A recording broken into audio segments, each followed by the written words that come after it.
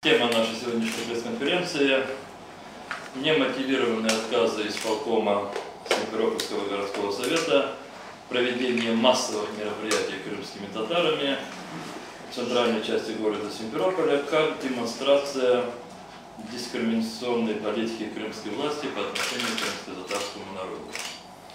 О чем идет речь? Ежегодно 26 июня крымские татары в Крыму проводят массовые мероприятия, посвященные Дню крымско-татарского национального флага. Я надеюсь, что и вы могли быть в прошлые годы свидетелями этих празднеств. Основные мероприятия проводятся в городе Симферополе, и они носят характер такой ознакомительно-просветительский, праздничный. Что планировалось в этом году? Я назову вам лишь основные мероприятия, которые организаторы подготовили к 26 июня до проведения города Симферополя. На месте проведения мероприятия, посвященного Дню крымско-татарского национального флага, предполагается провести детский конкурс рисунок на асфальте на тему Безимтарат, наша сторона или наш край. Фотоконкурс на тему Байрагам, фотоконкурс на тему флаг, кулинарный конкурс, выставка работ мастеров народного декоративно-прикладного искусства. Здесь предполагалось, что более 30 мастеров народно-декоративного прикладного искусства предложат на обозрение для приобретения, возможно, участникам мероприятия свои изделия. Спортивная национальная борьба «Куреш», показательное выступление по этой борьбе, квест «Бюльги куветы. Сила знаний», которое тоже предполагалось для молодых людей, которые придут на это мероприятие. Мастер-класс по гончарному искусству. Будет установлен гончарный круг и будут для желающих даны уроки по гончарному ремеслу. И, как всегда, центром этих всех мероприятий или основным мероприятием это праздничная концертная программа, где выступают крымско-татарские певцы, ансамбли, танцевальные коллективы, и его начало планируется на 19:00 и завершение 22:00. В предыдущие годы мы проводили эти мероприятия на центральной площади города Симферополя, или та площадь, которая до сих пор называется площадью Ленина. В прошлом году мы проводили в парке Тренева. В этом году организаторы этих мероприятий, им выступает Меджлис крымско-татарского народа и крымско-татарские общественные организации, в том числе молодежные. Сроки, установленные действующим законодательством, направили уведомления о проведении Дня крымско-татарского национального флага и с приложением вот этих всех мероприятий. Эти предложения были направлены 11 июня, поскольку вы, наверное, обратили внимание, в связи с действующим законодательством, предложения могут направляться только лишь в те дни, которые установлены законодательством. Раньше, как было прежде, направлять нельзя, но и позже тоже установлены дни. 11 июня мы направили в Симферопольский городской совет за моей подписью, за подписью других организаций наше предложение, и 16 июня мы получили ответ, в котором нам сообщили, что нам не согласовывают проведение мероприятий, заявленных в парке имени Тренева. Мы попросили в этом году парк Тренева, и в прошлом году мы проводили в парке Тренева, попросили, имея в виду то, что могут возникнуть проблемы с центральной площадью города Симферополя, где до сих пор незаконно находится незаконное, в общем-то, формирование самообороны. Там есть автобус, там есть всегда люди в камуфляже, которые с утра проводят какие-то мероприятия, вечером какие-то переклички. И мы, в общем-то, чтобы облегчить задачу городских властей, имея опыт успешного проведения в прошлом году в парке Тренева, мы и направили уведомление и попросили парк Тренева. Вот какие аргументы несогласования городской властью. Я зачитаю, поскольку это требует, в общем-то, именно цитирования.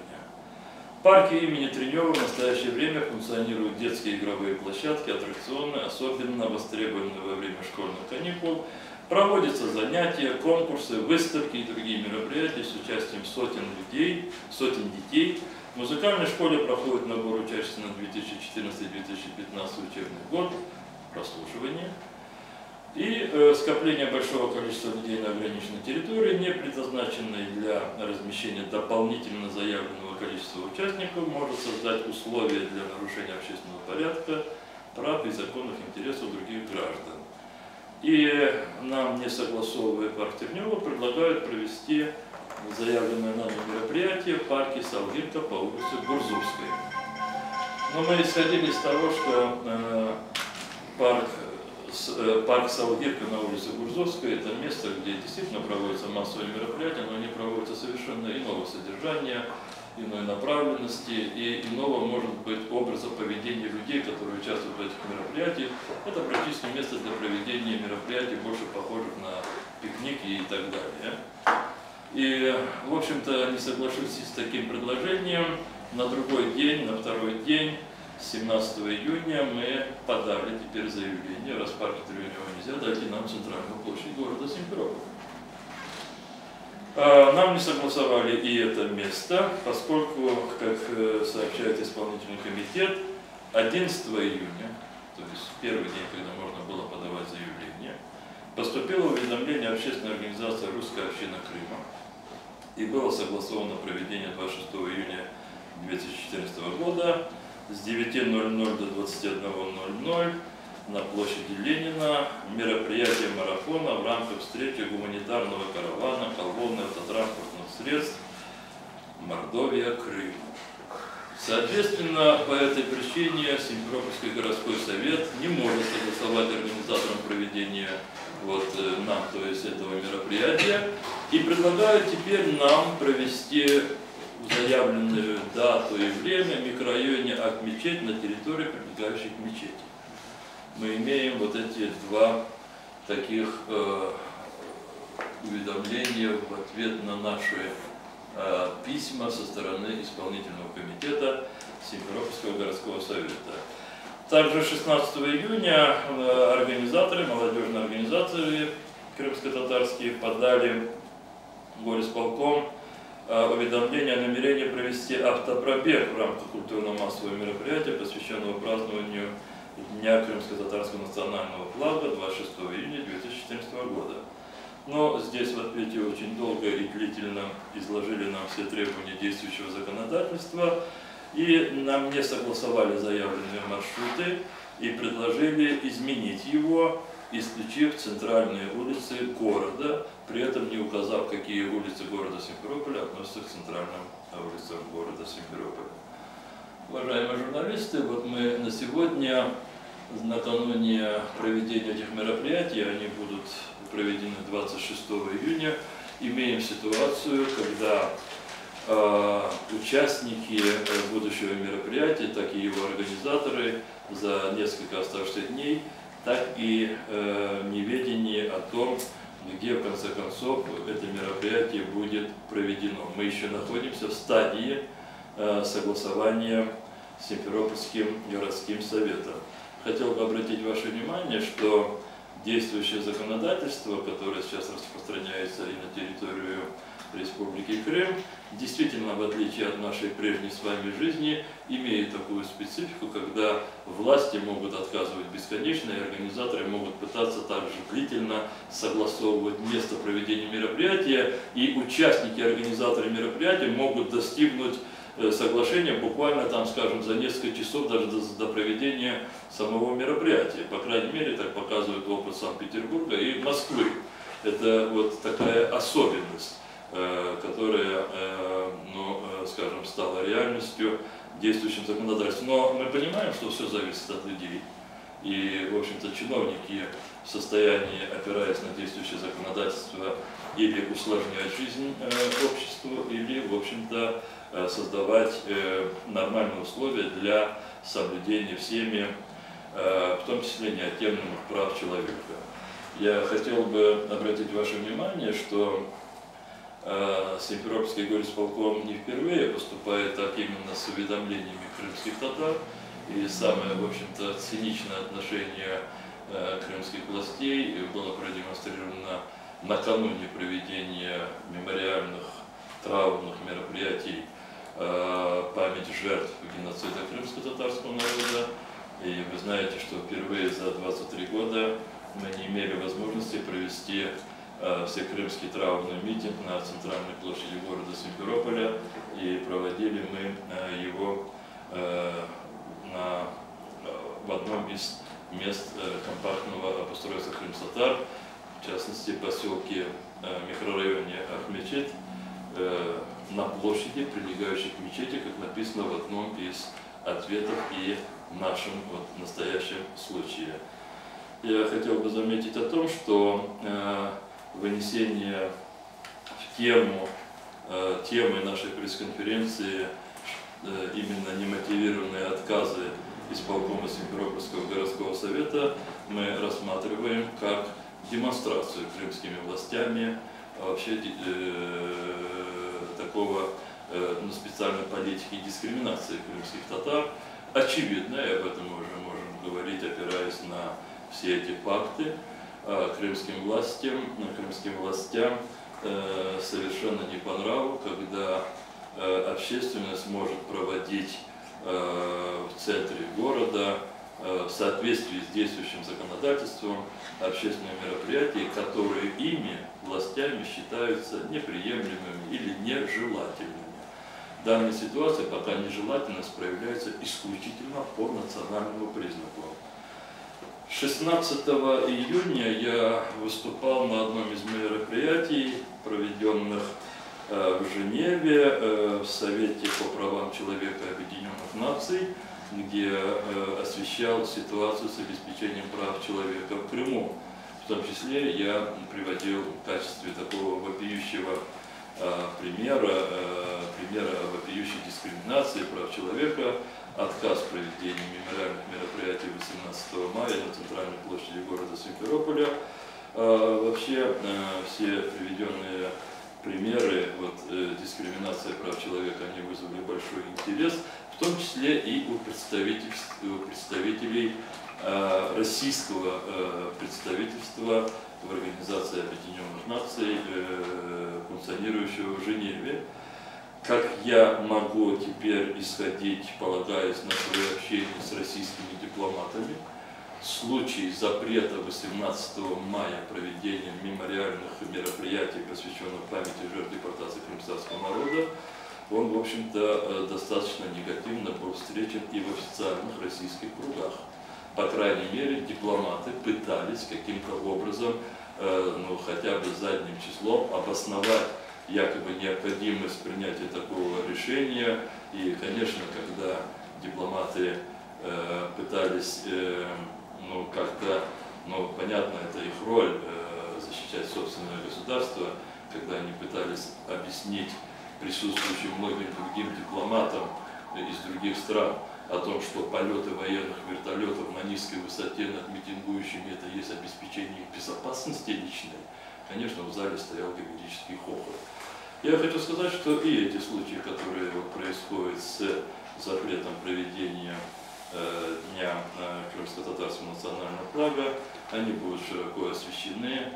Мы исходим из того, что крымская власть, собственно, всегда бежит вперед паровоза, и мы связываем запрет на проведение как и мероприятий массовых мемориальных 18 мая, так и проведение заявленного мероприятия, посвященного Дню крымско-татарского национального флага, мы непосредственно связываем прежде всего с крымской властью, в которой уровень ксенофобии находится на запредельном уровне. Ксенофобии, четко очерченной по отношению к крымским татарам. Как организаторы мы попытаемся сделать все для того, чтобы эти мероприятия состоялись. Мы сожалеем о том, что многие потенциальные участники этих мероприятий по уже наших договоренностях, я все-таки надеюсь, что мы их достигнем. Они будут вынуждены узнать буквально короткие сроки Понимаем, что такая тактика также объясняется тем, что власти хотят исключить любые массовые мероприятия, в том числе и которые, в общем-то, достаточно далеко стоят от политики, да, непосредственно, это, в конце концов, не общественно-политическое мероприятие, хотя какой-то части таковым оно есть, но оно больше рассчитано на проведение таких мероприятий, которые бы больше помогали нам узнавать друг о друге, которые бы позволяли бы изучить и культуру, и ремесла, и может быть, проявление вот, общественной активности, гражданской активности одного из основных таких сегментов крымского общества, крымско-татарского, но понимаем, что крымской власти это не нужно. Им необходимо дальнейшее сохранение особого недоверия, особой напряженности в Крыму. Хочу сказать, что после нашей пресс-конференции я поеду на заседание Организационного комитета. Поверьте мне, в рамках действующего законодательства мы реализуем ряд действий, которые намного больше расширят, в общем-то, проведение этих мероприятий, чем ранее планировалось.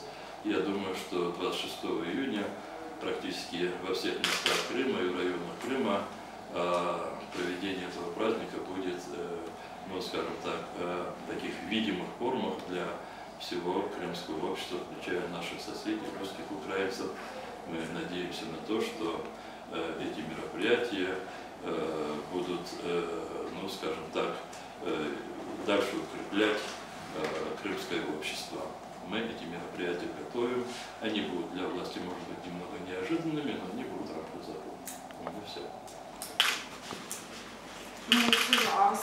Праздник основной пройдет здесь, в Симферополе, где? В настоящее время, я надеюсь, что до конца сегодняшнего дня или завтрашнего утра мы все-таки согласуем одно из мест. Да, мы сегодня утром я направил новое письмо. Площадь перед кинотеатром «Космос». Там есть очень хорошее место. Вы понимаете, о чем идет речь? Я хотел бы, чтобы вы это передали. Власти, которые не могут решать принципиальный вопрос об устройстве общества, они могут иногда прибегать вот к каким-то мелочным таким попыткам уничижения других. Парк Тренева, даже если вникнуть в те мотивации, которые были указаны в письме исполкома, то наши мероприятия, они практически полностью ложатся в концепцию деятельности этого парка. Детский конкурс, квест детский, концерт, демонстрация, показательная спортивная борьба. Ну что еще надо людям, которые приходят в парк? Но запрет – это значит сегрегация крымских татар, сегрегация крымско-татарских детей. Вы хотите что-то провести? Пожалуйста, на окраину города Симферополя. Мне кажется, что те, кто запретил или принял решение, а я не уверен, что это сам Агиев принимал решение, я думаю, что ему поставили такие условия, они еще исходят из того, что Симферополь, ну, как они говорят, наш, то есть их. Не может быть так, чтобы в городе Симферополе кому-то дозволялось проводить мероприятия в центре города, а кому-то не дозволялось. После того постыдного решения, действие которого завершилось 6 июня, имеется в виду запрет на проведение массовых мероприятий, в городе Симферополе, в том числе на центральных площадях, состоялось много различных мероприятий, в которых участвовало большое количество людей. Почему в этом случае отказ? Вывод очевиден. Нежелание, чтобы крымские татары также пользовались инфраструктурой города, центральными площадями и возможностями всеми коммуникационными города. Предложить провести мероприятие в микрорайоне Ак-Мечеть на площади, прилегающей к мечети, да пусть те, кто принимал это решение, хотя бы один раз сюда проедут или пройдутся. Можно было с таким же успехом предложить провести это где-то в Первомайских степях. Это сегрегация. И крымские власти это подчеркивают. Мы будем делать все для того, чтобы такая, знаете, политика циничная крымских властей, она стала очевидна и тем, кто их контролирует.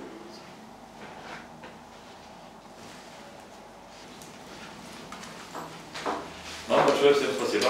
Самое.